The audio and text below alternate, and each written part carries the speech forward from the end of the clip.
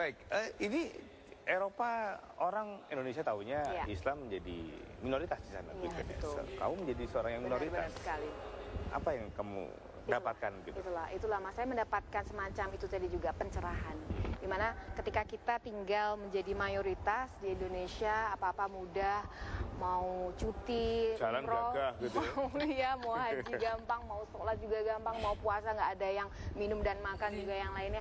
Itu menjadi semacam keindahan tersendiri bagi saya ketika saya menjadi minoritas dan tinggal di tempat di mana ya non muslim lebih banyak. Nah itu juga yang justru mengetengahkan sebuah perasaan baru bagi saya bahwa saya tidak boleh kemudian ikut-ikutan dengan mereka juga gitu, tapi saya harus tetap bangga menjadi muslim dan tetap mensiarkan 99 cahaya ini di Eropa. Susah jadi. Ya, menjadi minoritas kemudian justru timbul rasa bangga terhadap asal-usul kita. Ini biasanya memang terjadi saat kita jauh, tapi sebetulnya apakah memang harus jauh dulu begitu? Iya, saya pikir tidak lah ya. Jadi buku ini adalah semacam yaitu tadi pencerahan, mengingatkan kita semua bahwa kita tidak perlu kok menjadi orang lain. Kita harus bangga menjadi muslim dimanapun kita berada gitu. Karena itu tadi kalau kita melihat ke belakang banyak sekali bahkan di buku ini saya ceritakan misteri-misteri tentang Islam, di mana Islam ini berakulturasi dengan agama lain saat itu, dan itu diterjemahkan dalam budaya-budaya pada zaman itu. Dan itu terlihat loh di Museum Louvre misalnya, di lukisan-lukisan tersebut dan sebagainya. Dan di buku ini saya ceritakan juga apa sih misteri-misteri itu. Gitu. Oke. Satu yang menarik di bab 37, saya suka ketika dia kayaknya baca beneran nih. Ketika dia bertemu seorang penjual daging babi. Yang ternyata muslim ya? Iya. Boleh cerita sedikit dok?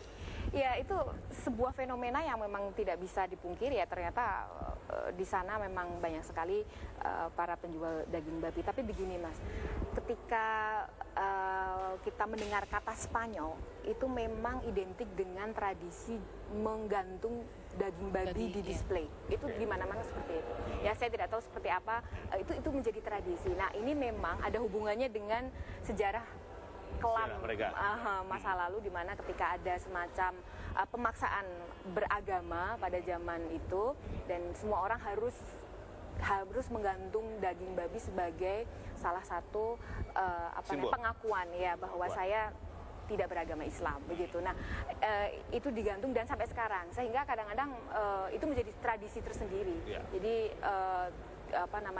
sudah bukan sebetulnya kemudian saya bukan Islam kemudian saya menggantung babi, tetapi ya saya menggantung babi, saya tidak memakannya, tapi itu sudah menjadi tradisi gitu. Hanya karena mengikuti budaya yang sudah berlaku. sudah beratus-ratus tahun semacam itu. Makanya kalau kita mudah-mudahan ada kesempatan pergi ke Spanyol selalu seperti itu. Pada saat kamu bertemu si Hasan ini, itu perasaan kamu gimana kan? Saat itu bercampur baur kah? Ya sedih juga, sempat ngomong juga ya waktu itu, Hasan kenapa kamu ini menjual babi, kan ada hal yang lain yang bisa kamu lakukan.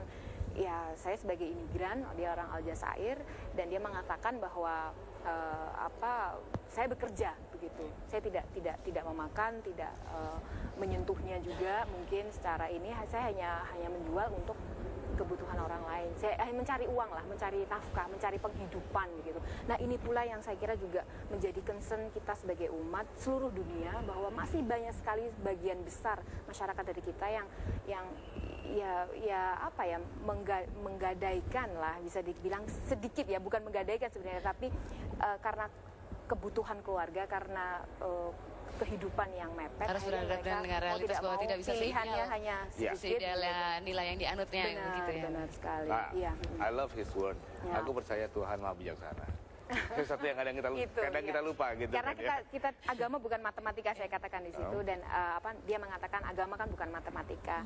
Yang penting saya bekerja. Kalau ada, saya bilang dengan Hasan bahwa tapi kamu janji ya suatu saat jika ada pekerjaan lebih baik dari ini, Pak, kamu pasti akan keluar dari menjual buku. Oh iya pasti gitu. Oke, ada bagian dari buku ini yang mungkin bisa kamu baca jadi inspirasi buat semua, yang mana? Silakan. Ya, ini ada salah satu bagian dari buku 99 Cahaya ini yang membuat saya sangat renyuh sekali, Mas. Bahkan ketika saya menulis menangis gitu.